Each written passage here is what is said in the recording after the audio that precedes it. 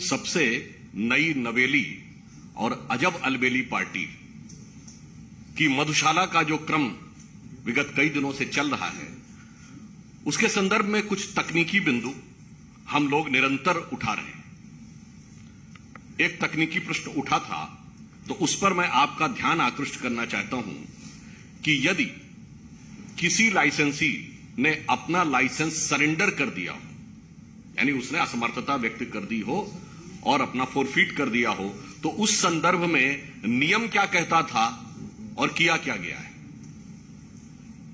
Policy जो बनाई गई, उसके पृष्ठ क्रमांक 20 पर बहुत स्पष्ट शब्दों में लिखा है, जिसका मैं उदाहरण आपके समक्ष रखना चाहूंगा कि in case of surrender of retail licence by some allottee the security deposit shall be forfeited, यानी उसके द्वारा जो भी जमानती राशि रखी गई है वो जब्त होनी चाहिए, and the zone will be retendered, उसके बाद उसकी पुनः निविदा निकालनी चाहिए, and the said licensee be prohibited from practice in the bidding process for a period of 2 years, और उसके बाद उस संबंधित व्यक्ति को 2 वर्ष के लिए उस निविदा की किसी भी प्रक्रिया में भाग लेने से वंचित कर देना चाहिए। यानी बहुत स्पष्ट है कि यदि कोई व्यक्ति अपना अलॉटमेंट छोड़ता है तो ना उसका पैसा वापस होना चाहिए और उसके अलावा उसको अगले प्रोसेस में भाग लेने से पूरी तरीके से प्रतिबंधित कर देना चाहिए। परंतु इसके बावजूद जिन लोगों ने अपने लाइसेंस फोरफीट किए, उन्हें प्रकारांतर से भी मौका भी मिला और पैसे भी वापस किए गए। अब क्या इसमें किसी भी प्रकार के किंतु परंतु की कोई गुंजाइश रह जाती है? इसलिए हमारा प्रश्न यह है कि हम निरंतर उनसे दिल्ली की आबकारी नीति पर प्रश्न पूछ रहे हैं, परंतु आप देख रहे हैं कि यह नई नवेली पार्टी एक पहेली बनती चली जा रही है। We are consistently asking them to be precise on excise, but they are doing all sort of theatric exercise in order to divert the attention and taking so many words like lotus, bogus, etc. Their main objective is to divert the focus. परंतु आप देख रहे हैं कि जब से हमने यह विषय उठाया और हम निरंतर केवल बिंदुवार वस्तुनिष्ठ यानी point wise and objective question पूछ रहे हैं, तो वो क्या जवाब देते हैं? कभी न्यूयॉर्क टाइम्स की बात, कभी शिक्षा नीति की बात, कभी कट्टर ईमानदारी की दुहाई, कभी बिरादरी की दुहाई, कभी लोटस की बात, कभी बोगस की बात, कभी विधानसभा का सत्र, और आज राजघाट पर जाकर उन लोगों ने प्रदर्शन किया। मैं ये बताना चाहता हूं, ये भारत की राजनीति का अद्भुत उदाहरण है।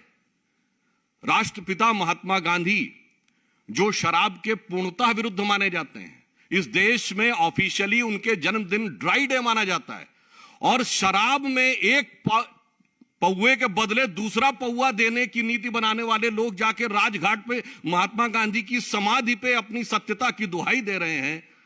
इससे समझ में आता है, मतलब कहना नहीं चाहिए, अगर ऑन द लाइटर नोट कहें तो भाई ये मुफ्त की रेवड़ी तो बांट रहे थे, पर रेवड़ी के पेड़े सबसे ज्यादा बेवड़े पा रहे थे।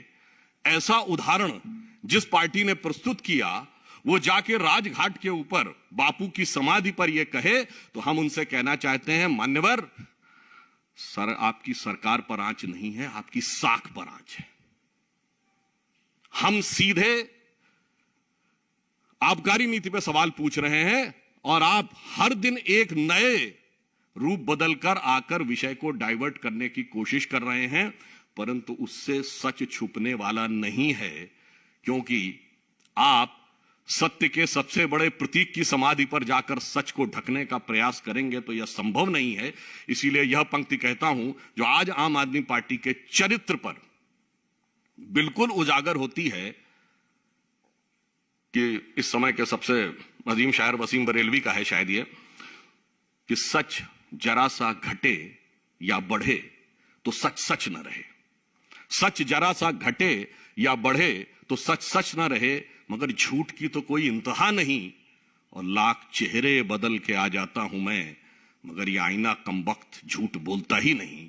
यह आम आदमी के चरित्र का वास्तविक चित्रण है कि न्यूयॉर्क टाइम्स से लेके स्कूली बस्ते में बोतल छुपाने से लेके अनेक प्रकार की ईमानदारी, बिरादरी और सरकार का और सब कुछ कर रहे हैं, मगर इस पे जवाब नहीं दे रहे हैं। तो अंत में मैं यह कहते हुए कि हमें जवाब आबकारी पर चाहिए, किसी और चीज के ऊपर जवाब नहीं चाहिए, और वह जवाब देने की वह स्थिति में नहीं है। इसलिए नित नए प्रकार के प्रदर्शन, आवरण और स्वांग रचने का प्रयास करते रहते हैं। जब शाम को डिबेट चलती है टेलीविजन पर, तो आम आदमी पार्टी के साथ में मीडिया बंधु भी हमसे ये सवाल पूछते हैं कि क्या उनके एमएलए को तोड़ा जा रहा है। हम कोई किसी बात पर भी जवाब नहीं देंगे, क्योंकि प्रश्न पहले हमने खड़ा किया कि आपने शराब में घोटाला किया, उसके ऊपर में कोई जवाब नहीं देना और इसको पूरे मुद्दे को डाइवर्ट कर देना, ये अब आम आदमी पार्टी ने अपना तरीका बना लिया है। हमारा उनसे सीधा सीधा प्रश्न है कि आपने जो कमेटी ने आपको सारी पॉलिसी रिकमेंड करी थी, आपने उसको क्यों नहीं माना, और जो L1 का कमीशन था उसको आपने 2% से 12% क्यों कर दिया। इस बात का आज तक किसी भी डिबेट पर, कोई भी आम आदमी पार्टी की कॉन्फ्रेंस में केवल ये 2% से 12% क्यों किया, इस बात पर कोई जवाब आज तक ना किसी ने मांगा है, ना उन्होंने दिया है और ना वो देंगे। क्योंकि पॉलिसी में जो सबसे बड़ा करप्शन है वो केवल ये 2% से 12% क्यों किया L1 का, केवल यही सबसे बड़ा घोटाला है। इसके ऊपर उनके पास में कोई जवाब ही नहीं है। ये वही पार्टी है जो हर बात पर कागज दिखाने की बात करती थी, जो हर बात पर जन सर्वे कराने की बात करती थी, जो कहती थी कि अगर किसी मोहल्ले में ठेका खुलेगा तो वहां पे सारा मोहल्ला की मीटिंग होगी, उसके बाद में वो तय करेंगे कि ठेका खुलेगा या नहीं खुलेगा। मगर इन्होंने कोई कमेटी की बात नहीं मानी, ना कोई इन्होंने अपनी ही बात मानी। तो इसलिए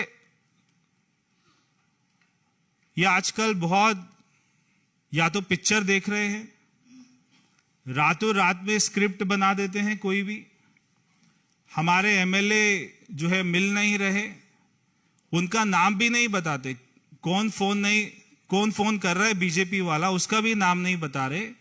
मगर इनके कौन कौन विधायक नहीं मिल रहे, उनका भी नाम नहीं बता रहे। अगर ये उनका नाम बता दे तो हमारे कार्यकर्ता जो है उनके घर जाकर उनको ढूंढ के ले आए और हम खुद ही विधानसभा पहुंचा देंगे। क्योंकि जब 2013 में हमारी 32 सीटें आई थी और आम आदमी पार्टी की 28 सीटें आई थी, अगर उस समय हमारे ऊपर ये आरोप लगाते तब तो जनता मान भी लेती। जितनी बेखूबी से, जितने विश्वास के साथ में आज ये बोलते हैं। मगर आज जब हमारे केवल 8 विधायक हैं और इनके 62 विधायक हैं, अगर 50 विधायक भी आ जाएंगे तो भी हमारी सरकार नहीं बनेगी। तो हमारे 5 विधायकों को जो है खरीद रहे हैं, 10 को खरीद रहे हैं, इस बात में कोई दम ही नहीं है। तो हम कोई भी जो भी इनके प्रश्न है उसके बारे में तब तक नहीं बोलेंगे जब तक ये हमारे प्रश्नों का जवाब नहीं देंगे। हमारा एक अपना किसी व्यक्ति ने, एक मैंने पिक्चर देखी थी शोले, तो वो शोले का बहुत फेमस एक डायलॉग है, जब वो जय वीरू की शादी के लिए बात करने जाते हैं मौसी से, तो फिर वो उनसे पूछते हैं कि भाई अपना जो है कोई झूठ वूठ तो नहीं बोलता। तो बोलते नहीं, कोई ऐसा झूठ नहीं बोलता, बच्चों की कसम खा लेता है, बस जो है अन्ना जी को धोखा दे देता है, गाड़ी बंगला सिक्योरिटी ले लेता है, कांग्रेस से समर्थन लेकर सरकार बना लेता है, हमारे नेताओं पर झूठे आरोप लगाकर माफी मांग लेता है और ज्यादा झूठ नहीं बोलता, बस इतना ही झूठ बोलता है। तो वो पूछते हैं विकास तो कराता है ना, विकास को डेवलपमेंट तो करा रहे हैं। हाँ करा रहे, अपने घर में, सरकारी घर में 21 करोड़ का स्विमिंग पूल बना रहे, और क्या विकास कराएंगे? यमुना, हाँ यमुना को साफ नहीं कराते हैं, दिल्ली को सबसे पॉल्यूटेड राजधानी बना देते हैं, एक भी नया स्कूल, कॉलेज, हॉस्पिटल, स्टेडियम नहीं बनाते हैं, बाकी नेता हमारा अच्छा है। भाई शराब वराब तो नहीं पीता, ना ना ना ना, बिल्कुल खुद नहीं पीता है, मगर हमारे बच्चों को पिलाता है। 25 साल की उम्र को 21 साल कर देता है। रात को 3 बजे तक रेस्टोरेंट खुले, ठेके खुले, उसके लिए परमिशन दे देता है। शराब माफियाओं के साथ मिलकर घोटाला करता है, जो ठेके की संख्या है उसको डबल कर देता है, बस और कुछ नहीं करता। नेता हमारा अच्छा है। भाई अपना राष्ट्रीय सुरक्षा का तो ख्याल करता है। अरे बहुत बड़ा देशभक्त है, केवल सर्जिकल स्ट्राइक पर सवाल उठा देता है कभी कभी, और पाकिस्तान में इसकी बहुत तारीफ होती है, देश को दुनिया में बदनाम करता है, और दिल्ली में रोहिंग्यास को पानी बिजली मुफ्त मुहैया कराता है। नेता हमारा अच्छा है। भाई लोगों की स्वास्थ्य की चिंता तो करता है ना तुम्हारा केजरीवाल? भाई लोगों की नहीं करता है, अपनी तो खूब करता है। जब से मुख्यमंत्री बना है 35 किलो वजन बढ़ गया है।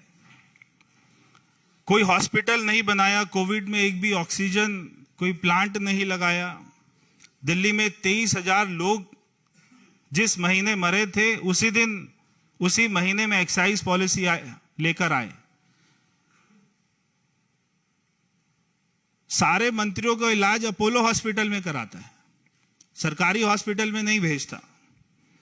दिल्ली में मोदी जी की आयुष्मान योजना को लागू नहीं करता। नेता हमारा अच्छा है। तो ये इनकी हाल हो गया है। आप इनसे केमिस्ट्री का सवाल पूछो, हिस्ट्री का जवाब देंगे। तो रातों रात में इनके एमएलओ को कौन अटैची में भरकर ले गया, कौन उनको बोरी में डालकर ले गया, कौन कहां ले गया, आप हमें बताइए केजरीवाल जी। अगर आपका कोई एमएलए नहीं मिल रहा है, आप हमें बताइए, हम दिल्ली पुलिस में कंप्लेंट करके उसको घर से अपनी गाड़ी में लेकर आपकी विधानसभा में आपके घर तक पहुंचाएंगे, सुरक्षित पहुंचाएंगे। आप उसका नाम, मगर नाम तो बताना पड़ेगा, कौन आपको फोन कर रहा है वो तो बताना पड़ेगा।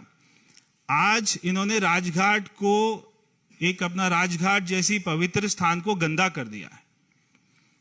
तो हमारे कार्यकर्ता आज वहां पर जाएंगे, वहां पे गंगा जल का छिड़काव करेंगे, क्योंकि वो हमारे राष्ट्रपिता महात्मा गांधी जी, जो हमेशा शराब का विरोध करते थे, आज उधर जाकर कम से कम ये पश्चाताप करके ये तो बताएं कि उन्होंने कितने सैकड़ों करोड़ का घोटाला किया है। वहां पर जाके तो माफी मांग ले। मगर इनको इतनी शर्म नहीं है कि ये क्या कर रहे हैं। इनको एक बात अच्छे से पता है कि केजरीवाल जी को, जो ये बार बार बोलते हैं मनीष सिसोदिया जी 2-3 दिन में जेल में जाने वाले हैं, ये बात इनको अच्छे से पता है।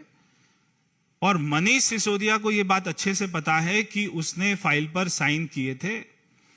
चाहे ये जो मर्जी, जितना मर्जी अच्छा ड्रामा कर लें, चाहे एक दूसरे को ऑस्कर के लिए नॉमिनेट कर दें, मगर इनका जेल जाना निश्चित है।